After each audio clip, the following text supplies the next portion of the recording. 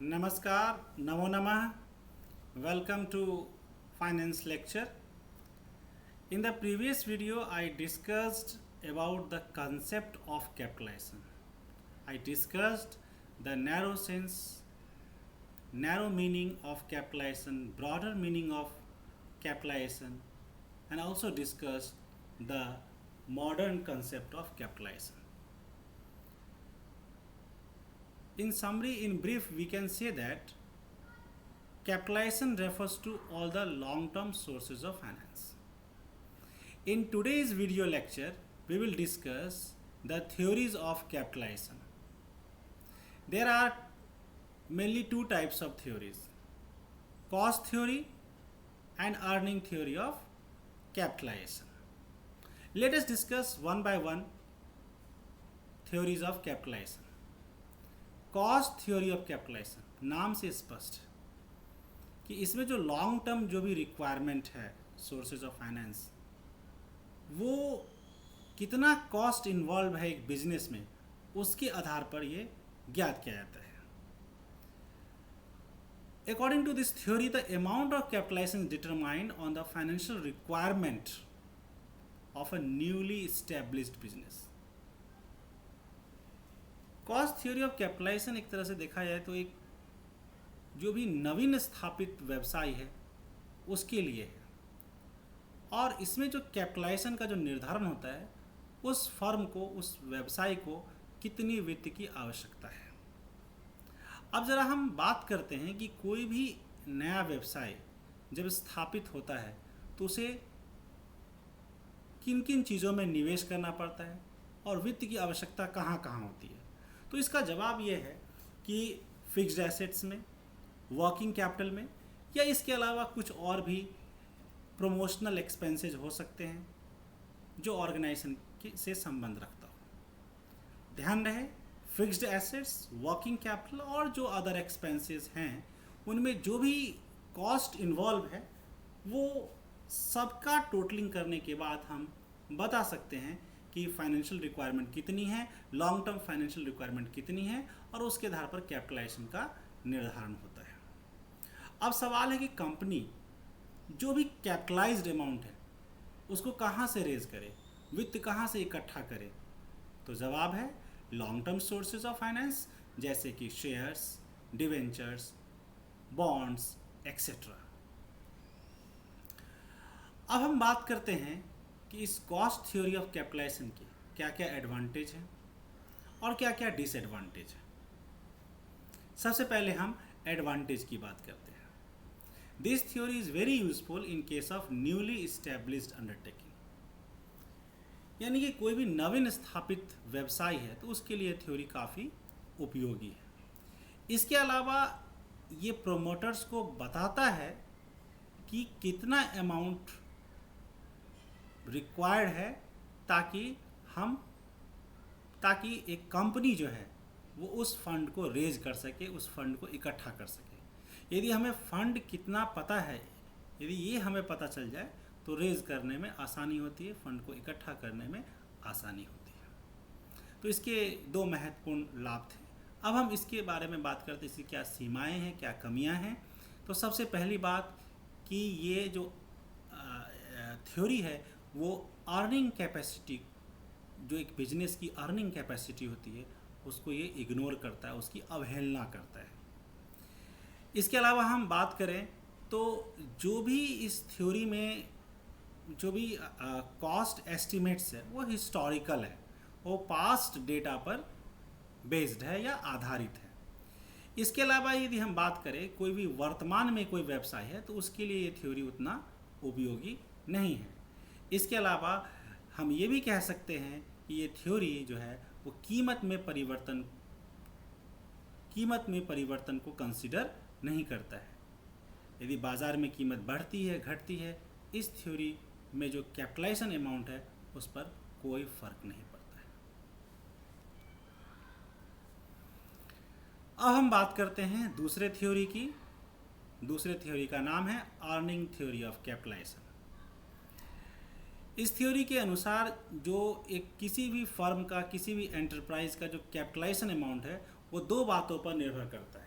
सबसे पहली बात है कि उसकी फ्यूचर अर्निंग का क्या एस्टीमेट है, और दूसरी बात कि नॉर्मल रेट ऑफ रिटर्न क्या है, जिसको हम लोग कैपिटलाइजेशन रेट भी कहते हैं। अब हम बारी बारी से फर्स्ट और सेकेंड पॉइंट के बारे में, हम जो भी फर्स्ट और सेकेंड पॉइंट इस थ्योरी के अंदर, इस अर्निंग थ्योरी ऑफ कैपिटलाइजेशन के अंतर्गत है, उसके बारे में हम डिटेल से वर्णन करने जा रहे हैं। सबसे पहला point, estimate of future earning. In case of established concern, future earnings are calculated on the basis of average of past earnings. यदि हम बात करें जो पहले से स्थापित व्यवसाय है, तो उनके जो भी पास्ट में जो अर्निंग्स रहे हैं, उनके एवरेज के आधार पर हम फ्यूचर अर्निंग के बारे में आकलन कर सकते हैं, पता कर सकते हैं। क्योंकि पास्ट अर्निंग जो है, जो वो एक अच्छा इंडिकेटर है फ्यूचर में कितना अर्निंग हो सकता है, किस रेट से उस फर्म की अर्निंग बढ़ रही है या कितना होने वाली है, किस लेवल की है, वो सारा कुछ जो है पास्ट एक तरह से पास्ट जो रिकॉर्ड्स है वो एक तरह से इंडिकेट करता है। तो अभी हमने समझा कि अर्निंग थ्योरी ऑफ कैपिटलाइजेशन में दो बातों का ध्यान रखना पड़ता है। पहला कि एक फर्म का फ्यूचर अर्निंग के बारे में अनुमान, और उसी के बारे में हम विस्तार से बात अभी कर रहे हैं। अब सवाल ये है कि जो पास्ट अर्निंग्स है, जिस एवरेज पास्ट अर्निंग्स की बात कर रहे हैं, उसमें जो अर्निंग है, जो प्रॉफिट है, वो कौन सा प्रॉफिट है? तो जवाब है नॉर्मल प्रॉफिट और ऑपरेटिंग प्रॉफिट। अब सवाल है कि ऑपरेटिंग प्रॉफिट क्या है? तो EBIT, earning before interest and tax, यानी कि ऐसी अर्निंग जिसमें ना ही इंटरेस्ट पेमेंट किया गया हो, ना ही टैक्स पेमेंट किया गया हो, ऐसे प्रॉफिट्स को हम नॉर्मल प्रॉफिट या ऑपरेटिंग प्रॉफिट कह सकते हैं। अब अगला सवाल ये है कि मान लिया जाए कि नॉर्मल प्रॉफिट नहीं होता है, एबनॉर्मल इनकम होता है, तब क्या करें? तो उस एबनॉर्मल इनकम को हम डिडक्ट कर देंगे नॉर्मल प्रॉफिट से, या एबनॉर्मल लॉस होता है तो उसे हम ऐड बैक कर देंगे, ताकि करंट ईयर का, जिस ईयर का हम प्रॉफिट निकाल रहे हैं, वो प्रॉफिट का सही आकलन हो पाए। इसके अलावा यदि किसी फर्म का राइजिंग ट्रेंड है इनकम का, तो हम उस ईयर को वेट ज़्यादा असाइन करेंगे जो ज़्यादा लेटेस्ट हो। और यदि उल्टा है, जैसे फॉलिंग है, फॉलिंग ट्रेंड है ऑफ इनकम, तो हम पास्ट ईयर्स को जो कि हम ज़्यादा वेटेज देंगे। तो यहाँ पर हमने देखा कि in case of rising trend of income, more weights are assigned to the profits of latest year and vice versa. अब हम बात करते हैं कि जो भी न्यू कंसर्न, न्यू बिजनेस है, तो उनके बारे में हम कैसे पता करें? अभी तक तो हमने बात किया जो इस्टेब्लिश्ड फर्म थे, एग्जिस्टिंग फर्म थे, जो पहले से ही स्थापित थे, उनके बारे में।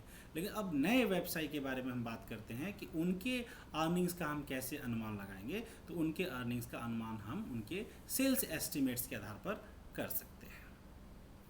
इसके अलावा जो कॉस्ट है, वो उनके ऑपरेटिंग कॉस्ट के आधार पर कॉस्ट का अनुमान लगाया जा सकता है। फिर उसके बाद सेल्स माइनस कॉस्ट, जो भी प्रॉफिट आती है, उसके आधार पर जो कि हम कैपिटलाइजेशन अमाउंट का निर्धारण करते हैं।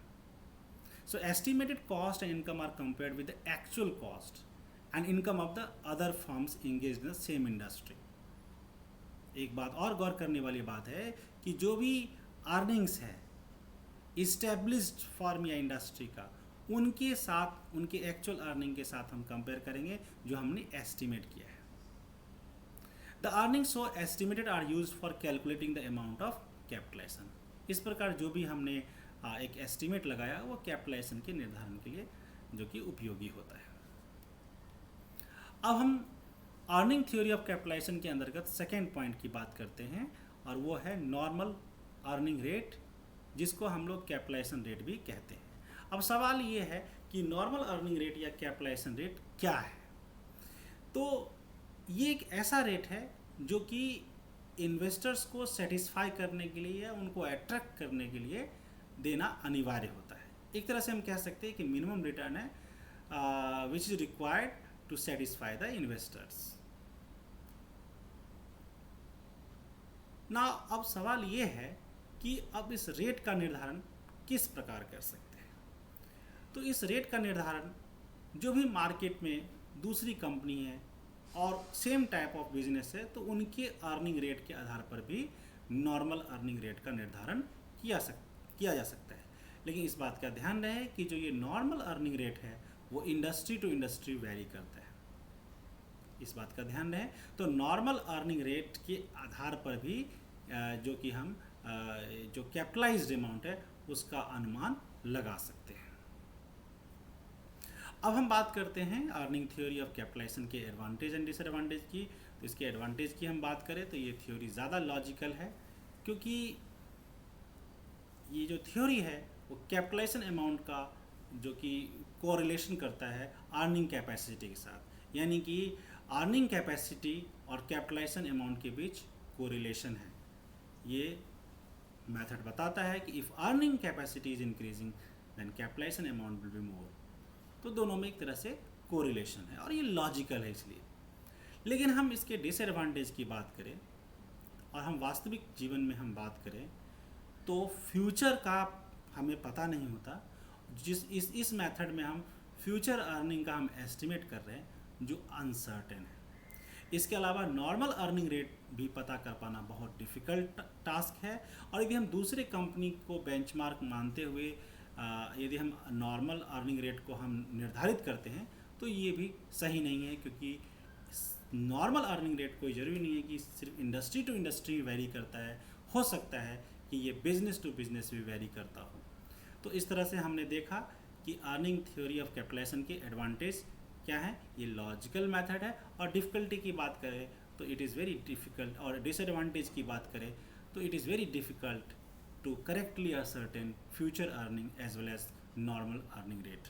तो आज के वीडियो लेक्चर में हमने जो कि थ्योरीज ऑफ कैपिटलाइजेशन के बारे में चर्चा किया, और first theory cost theory of capitalization के बारे में चर्चा किया, और दूसरा अर्निंग थ्योरी ऑफ कैपिटलाइजेशन के बारे में चर्चा किया। अगले वीडियो में लेक्चर में हम इससे आगे की बात करेंगे। धन्यवाद।